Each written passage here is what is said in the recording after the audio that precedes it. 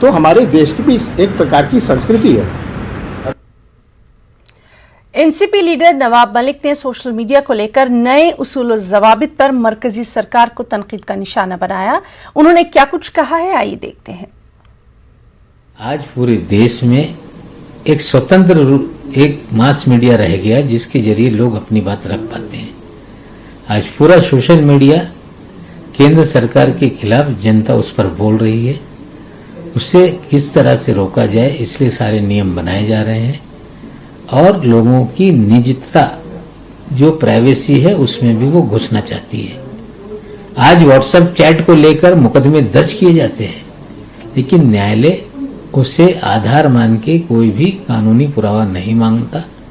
ये चाहते हैं कि व्हाट्सएप के आधार पे मुकदमे दर्ज हो और उसी के आधार पे लोगों को दंडित किया जाए, लोगों को निजी जानकारी हासिल की जाए। हमें लगता है ये खतरनाक है। सरकार का ये सारा खेल सोशल मीडिया को खत्म करना, सोशल मीडिया के आधार पे मुकदमे दर्ज करके लोगों को जेलों में ठूसना, लोगों की निजी जानकारी लेने का पूरा कार्यक्रम है। महाराष्ट्र के नागपुर में कोरोना मामलात में कमी